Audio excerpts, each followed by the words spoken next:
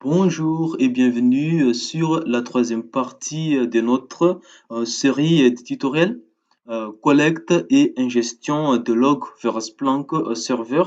Et dans cette partie, on va voir ensemble comment configurer les Universal Forwarder pour récupérer les logs à distance, étape par étape, et intégration de différentes sources de logs comme les journaux système pour Windows et syslog pour Linux, journaux d'authentification pour notre Active Directory et journaux de serveurs web NGX et des serveurs de base de données MySQL.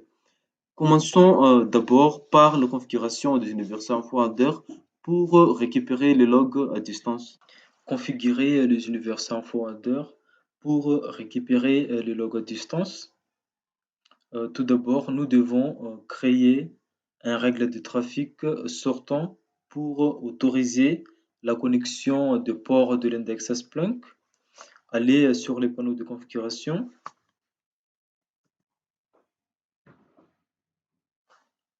système et sécurité, pare-feu Windows,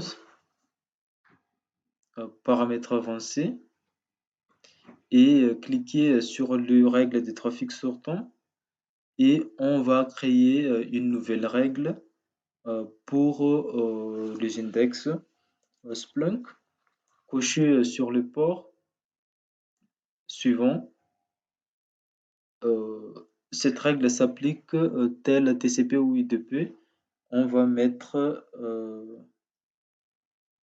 UDP, UDP ou TCP. On va mettre TCP et port spécifique. On va mettre ici les ports de l'index Splunk, c'est le port 99, 97. Cliquez sur suivant, autoriser la connexion, suivant, suivant, et le nom de notre règle. Splunk index. Et cliquez sur terminer. Et après, on va configurer notre fichier input.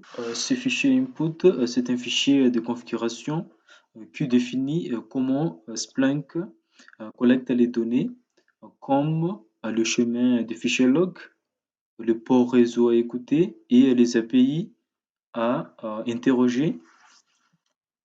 On va configurer ce fichier. Voilà, nous sommes ici sur le contenu des fichiers input, OS log, l'événement Windows, les logs de l'événement Windows pour l'application disable, false ou 0. Et on va créer un index et le nom de notre index app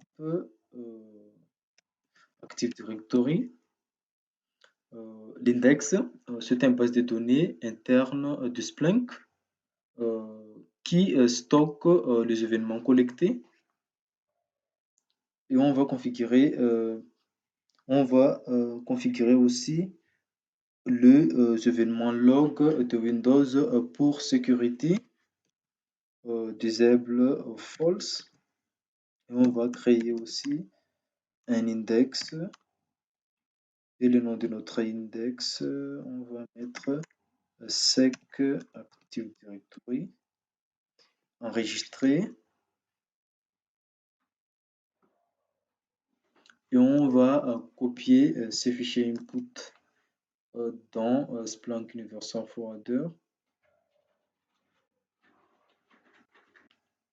dans Programme, Splunk Universal Forwarder, dans etc, Apps, Splunk TA Windows, et on va créer un dossier local ici.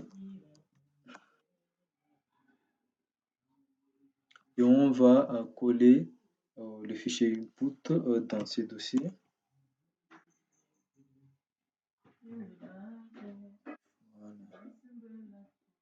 Et après chaque configuration ou chaque modification dans le fichier input, euh, nous devons redémarrer notre Splunk Universal Forwarder.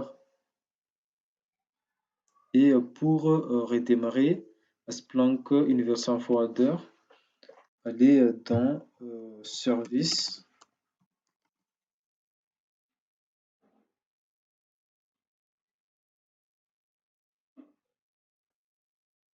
Et on va chercher le service Splunk Forwarder.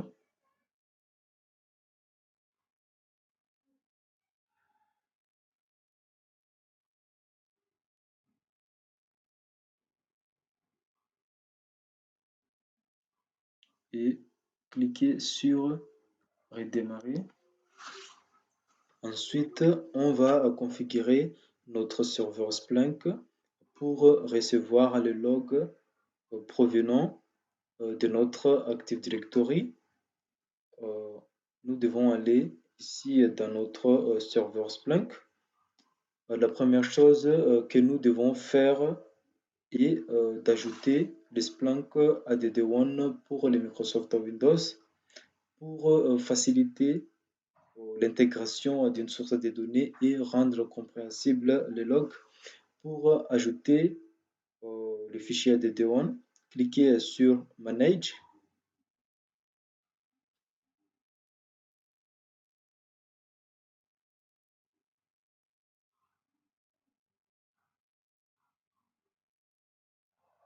Et cliquez sur Install App from File et parcourir.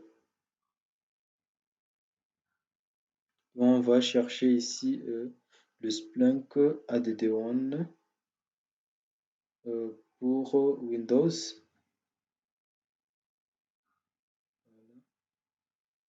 Microsoft Windows. Et cliquez sur Upload.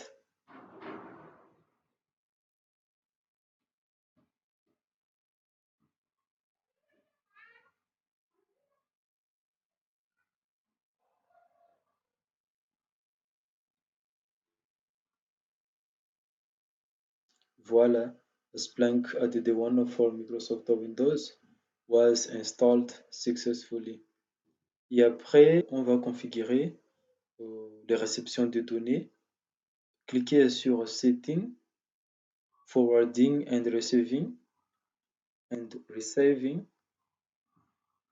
or Receive Data. Configure this instance to receive data forwarded from other instances. Cliquez sur ADD New.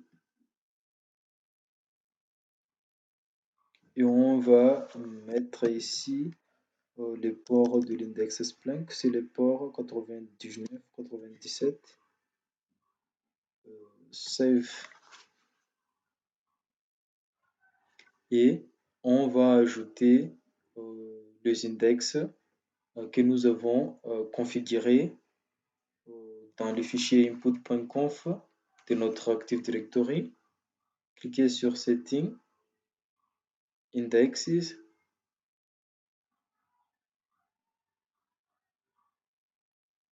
Cliquez sur New Index. On va mettre ici le nom de notre index, App Active Directory. Cliquez sur Save. Et le deuxième index, sec Active Directory. Cliquez sur Save.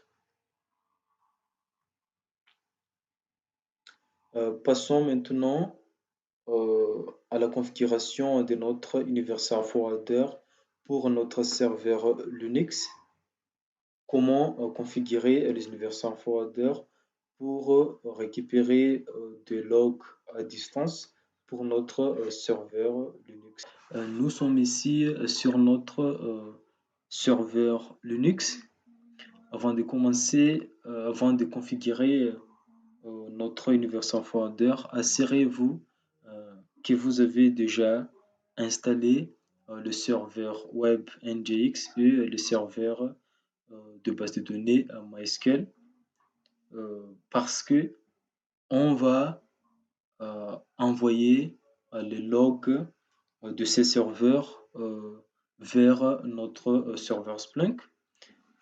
Pour l'installer, sudo apt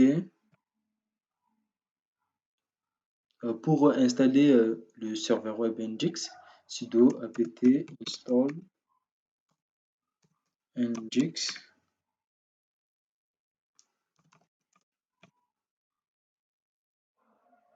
Voilà, j'ai déjà l'installé. J'ai déjà installé le serveur web Nginx. Et pour installer le serveur de base de données MySQL, sudo apt install MySQL server. Voilà, j'ai déjà installé. Clear. Et après, on va configurer notre fichier de configuration de Splunk Universal Forwarder sur le fichier output.conf et le fichier input.conf. Nous devons sudo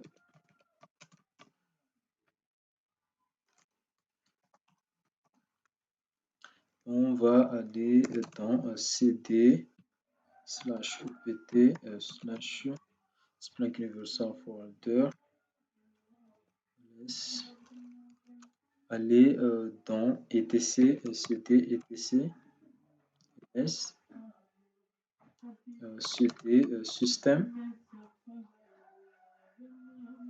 ls cd local dans les dossiers local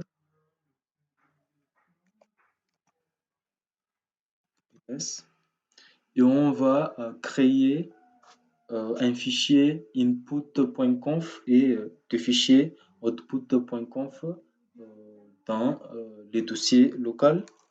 On va créer d'abord le fichier output.conf. On va